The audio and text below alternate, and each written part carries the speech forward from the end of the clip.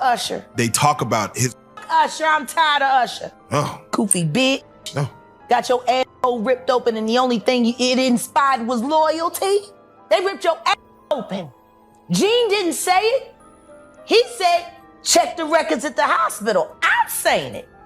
You got your ripped open.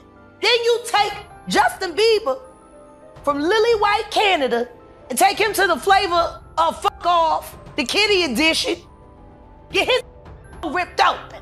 Now everything's coming out, and the first thing you do is run the Bali with another kiddie Wright who works with the man, L.A. Reid, that sent you to the Diddy flavor freak off.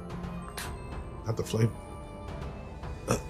Now you got Justin Bieber breaking up relationships and shit. Suck Odell Beckham dick at the club, and the next thing you know, he don't even want Kim no more. Relationships in the entertainment world can be incredibly messy, and right now, the drama is heating up between music mogul Diddy and singer Jaguar Wright. Wright has been dropping bombshells about Diddy's shady business dealings, claiming he's a straight-up Hollywood handler who uses and abuses young artists for his own gain. She's also made serious allegations, suggesting that Diddy is involved in dark activities, including human trafficking. This isn't the first time Diddy has faced such accusations. Remember when his ex-girlfriend Cassie sued him for emotional and physical abuse? It seems Diddy has developed a reputation as a master manipulator, willing to do anything to silence his critics. As more details emerge, the story is just getting started, and it promises to get even messier. So hold on tight. This drama is far from over, and the tea is just beginning to spill. I'm sorry, I'm a little upset about it, because Al B. Sure just came out of his coma. I've been talking to Al, and we've been texting back and forth, and I'm just glad that he's alive to text. Definitely. Definitely. Yeah. But when you think about Kim, I was thinking to myself the other day, Uptown Records started with 5 people. Andre Harrell, Al B. Sure, Heavy, and Puffy. And Kim was the longest working employee. She was there from the very beginning. She was Andre's personal assistant. Kim is dead. Heavy D is dead. Andre Harrell is dead. The only 2 left, Puffy and Al almost. Isn't that interesting? That is interesting. Heavy D was found dead, face down in the heart attack.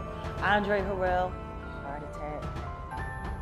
Kim died from pneumonia, but there's the first coroner's report that said that she died. It was ruled a homicide, and they found toxins in her body to prove that she had been poisoned. You know, they have poisons that create heart attack and pneumonia-like symptoms. And then right after that, Al had a meeting, and I was going to meet up with him because we were in Vegas, and then the next thing you know, you want to know what they all had in common, though? The survivors and the late of Uptown Records, they were all writing tell-all books. Andre was writing a book right before he died. Heavy D was working on a book before he died. Kim Porter was working on a book before she died. And Al B. Sure was working on the documentary of his life. And then he goes into a coma. Has Puffy ever been in a coma? Has anything happened to him? He must be the luckiest motherfucker, because it seems like everybody that worked at Uptown Records from the very beginning is gone. Just him. I guess Al disappointed you. You know, I speak for a reason. When you see this bullshit ass motherfucking game fucking with people that you love, that you like, you know, too many coincidences. Too many. You. Fuck you, honeycomb. Oh. Stamp it. We gonna get you and your little dog too. Mm. And congratulations, young Miami. Run as fast as Cassie did. Has anybody asked themselves about that shit? I mean, yeah, I'm sure a lot of people are asking about what's going on with it. Yeah, a lot of people are looking at it as like that's the way the new relationship should work. What, to get paid? Yeah, She was getting $500K a month. She quit because he dropped her down. Yeah, I think that's where they're at with it now. No, but understand this. Think about this. And there are women in this room. Why would you quit? What the fuck is going on that $250,000 ain't enough? Ladies? Like, fuck the fact that he... I'm just saying, fuck the fact that he cut it from 500 to 200. Who the fuck gives a shit? 200K? Who 250K? Who turning down 250K a month? Mm. What the fuck is going on in that relationship that 250K ain't enough? Could see some things. That ain't worth 250K. That's gotta be some dark shit. Mm. Like, people are not understanding that girl quit 250K. 4 million every quarter. Well, I'm sorry, $1 million every quarter. Shit. Now she was getting 2 million a quarter, but then she got, fuck you got going on. That's so deep that it ain't worth $1 million a quarter. Diddy has vehemently denied all of Jaguar Wright's claims, portraying her as a bitter, attention-seeking opportunist. He has dismissed her allegations as fabrications, suggesting that her motivations are rooted in personal grievances rather than truth. In response to the serious accusations, Diddy threatened to sue Wright for defamation, arguing that her statements are damaging to his carefully cultivated image. He emphasized that he has worked hard to maintain his reputation in the industry, and he is not willing to let what he describes as her lies tarnish that legacy. Diddy's defensive stance reflects his desire to control the narrative surrounding his public persona, but the escalating conflict with Wright continues to draw attention, leaving many to speculate about the veracity of the claims and the potential repercussions for both parties involved. As the situation unfolds, the stakes are high, and the drama shows no signs of abating. It's about to turn into like a whole nother scene, like a lost scene from Eyes Wide Shut. Like, this is looking a little weird. I mean, if Bishop Jakes was at a Diddy party, there could only be two reasons. Money or... Why do you think T.D. Jakes was at Puff Daddy's birthday party? I mean...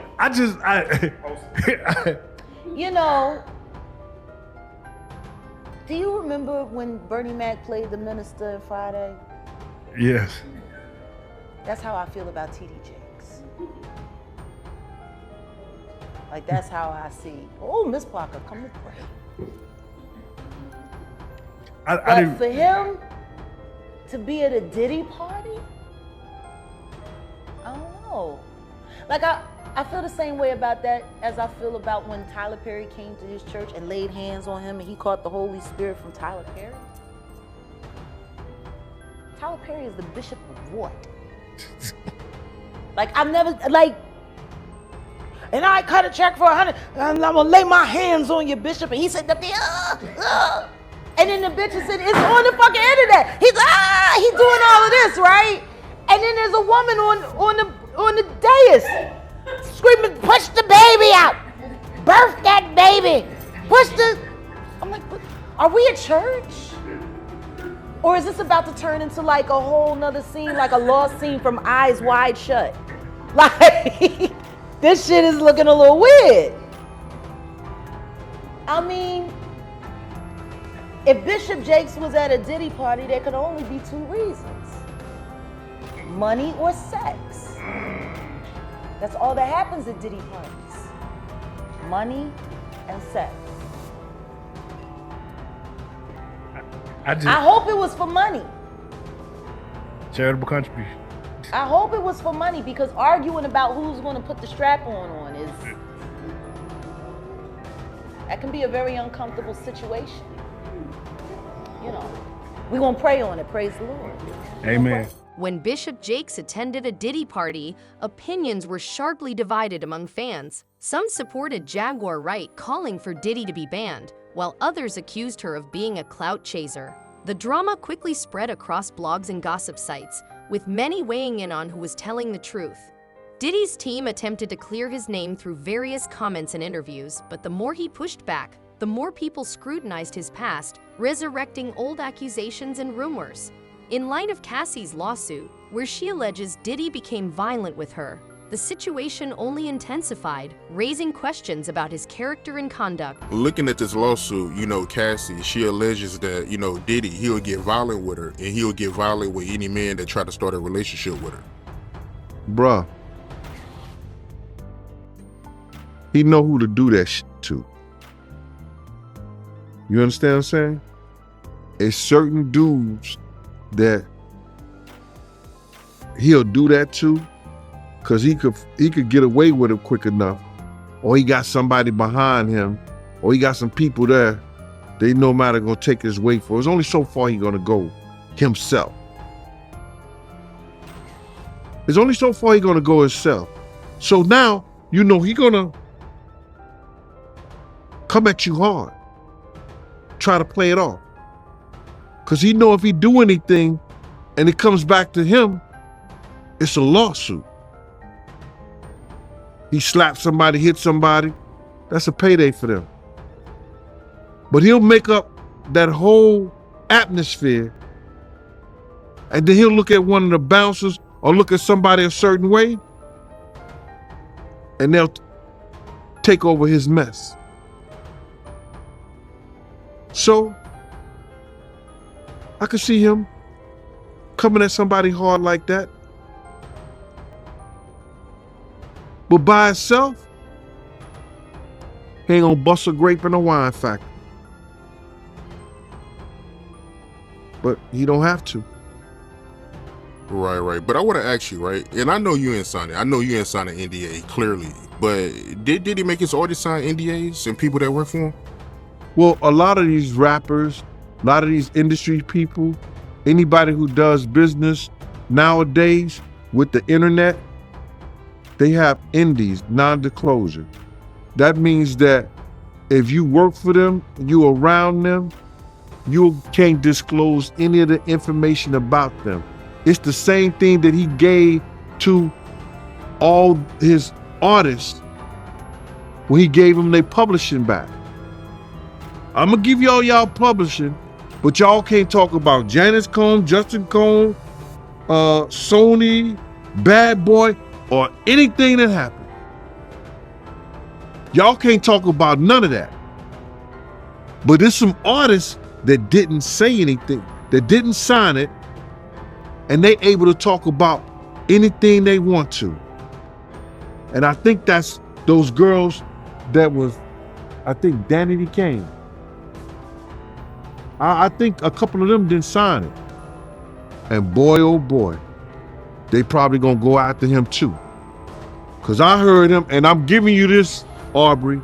He stood up there and he said in front of a lot of people, we were in the studio, and I said something to him and walked out the studio. He said, yo,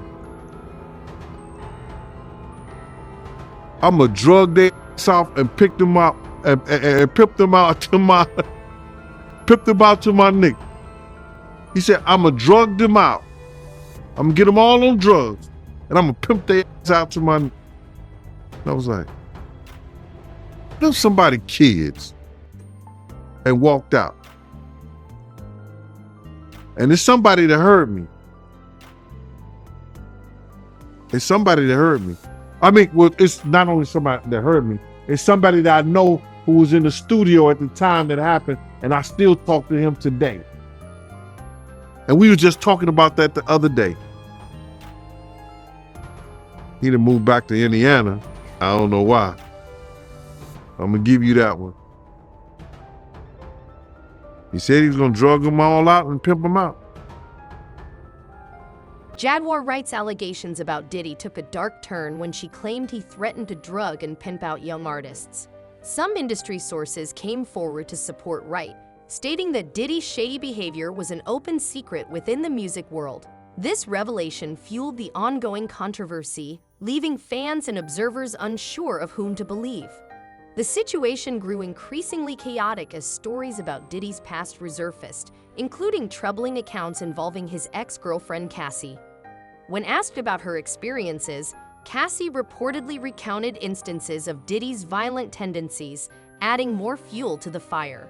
As more voices joined the fray, the narrative became muddied, intensifying the scrutiny on Diddy and the allegations against him. How she didn't even have a thought about it. It was just what he wanted. That's how he operates. He has people followed. He has people watched. He does all kinds of he's a fucking piece of shit. Too much money. I feel bad for the kids. Like, don't think that there aren't moments when I'm speaking honestly about that motherfucker that I pray that his children don't hear it. Diddy's reputation as a music mogul and businessman has been severely tarnished, forcing him to work overtime to rebuild his image. Yet, even as the dust settles, lingering questions remain. Is Diddy really the manipulative mastermind Jaguar Wright claims, or is she merely a bitter ex-employee with a vendetta? The complexity of their feud raises unsettling scenarios, like having an influential enemy involved in your child's life, threatening dire consequences. Amidst the turmoil, details about a recent raid surfaced. Diddy's sons were present at the houses, but he was notably absent.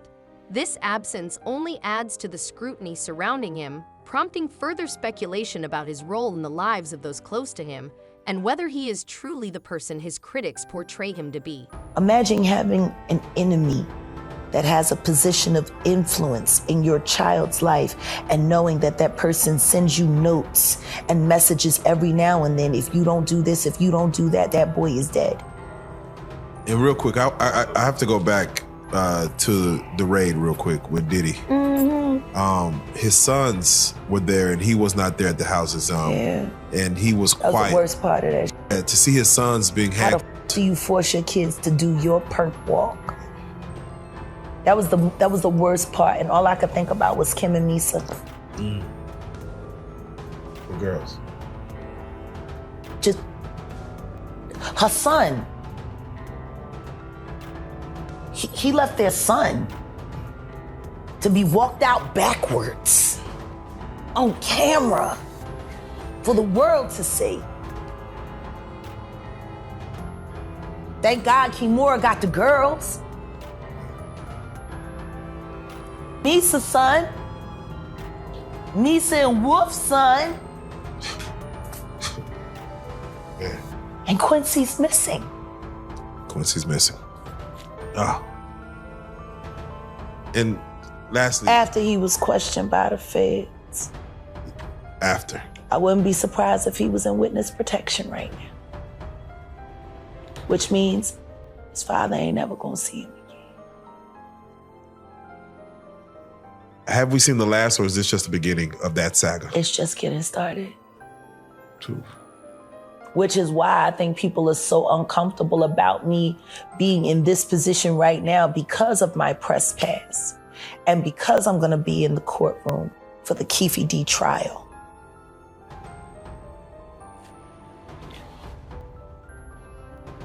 If we get to the bottom of Tupac's murder,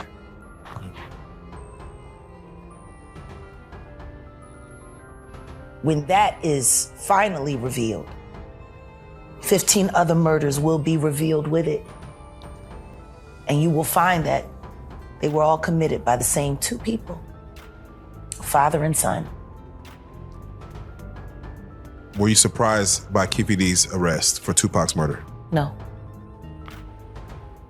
I'm just surprised that he hasn't given it up yet. I'm surprised that he hasn't gone to the feds yet because he just got stabbed in jail. Yes, he did. He's been beaten 3 times.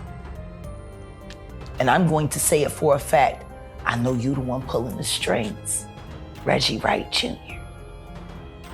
Stop putting your dirty work on other people. You know exactly what the fuck you are. And so help me God if you don't keep my name out your motherfucking mouth.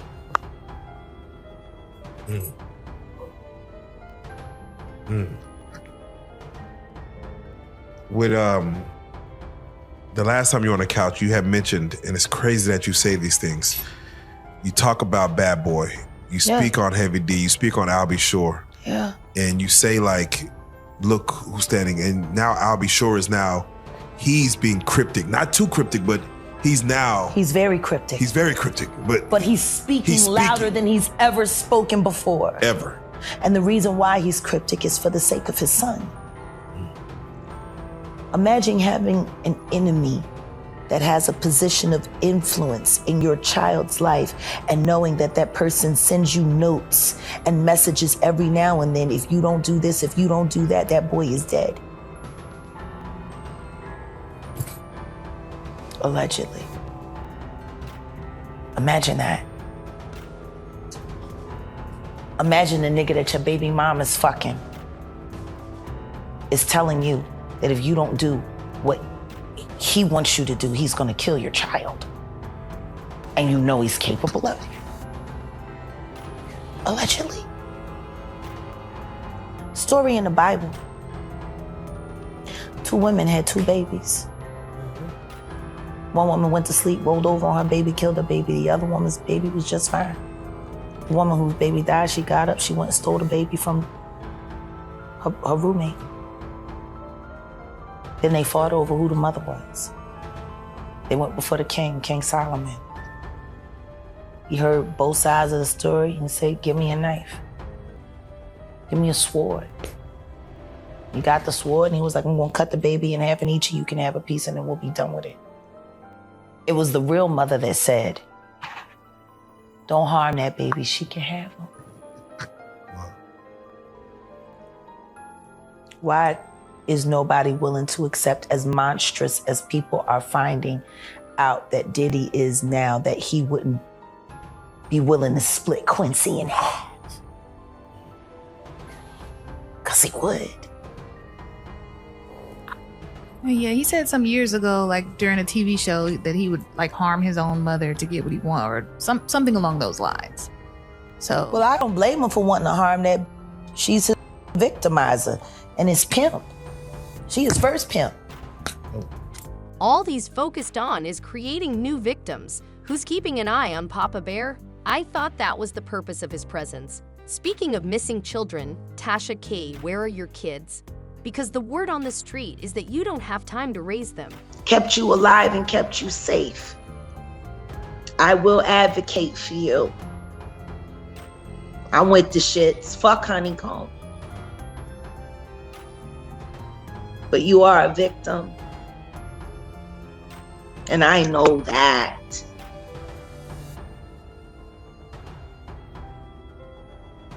Congratulations on surviving and congratulations on standing up.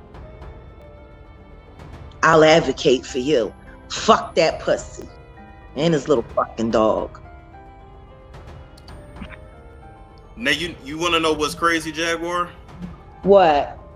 I was, and I can just say it now because I mean I'm not gonna do it. So why not just talk about it now?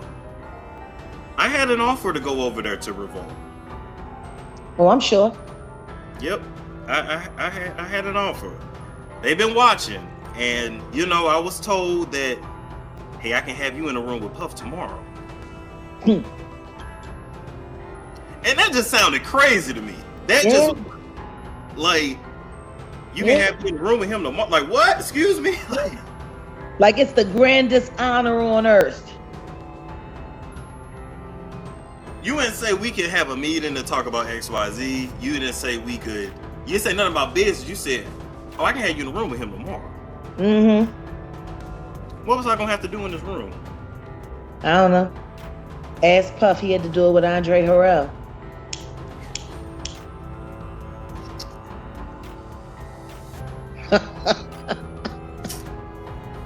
All I can do is suck my teeth. Then I was told we can make you the next Jason Lee. I ain't trying to be another Jason Lee. Who wants to be Jason Lee? You already got that. Why I need to come over there and do that? Jason Lee barely needs to be Jason Lee himself.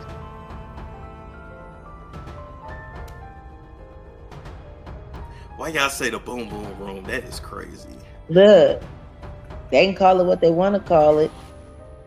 Pound, town, city, whatever the fuck you want. I don't know.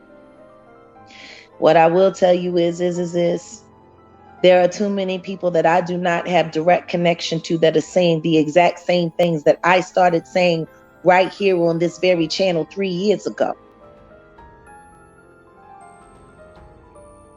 Period. That is a fact. That is a fact. And I think for that, I think a little reunion conversation is in order. I think so too. I think it's time to run it back. Let's end it there. I'm gonna email you. All right. Sounds good. Take care now. You do the same. Bye-bye. The drama between Diddy and Jaguar Wright continues to unfold, and it's anyone's guess what will happen next. One thing is certain, their careers will never be the same after this. Diddy has a lot of damage control to handle if he wants to preserve his empire. Meanwhile, Jaguar needs to be cautious, as Diddy won't let her off easy once the details emerge. The tension is palpable, and both parties are navigating a treacherous path. This roller coaster ride of revelations and confrontations shows no signs of slowing down, so buckle up, everyone. As the story develops, expect more twists and turns that will keep us all on the edge of our seats. The fallout from this high-profile clash promises to be wild, and it's a situation that fans and followers won't want to miss. Stay tuned for more updates as this saga continues.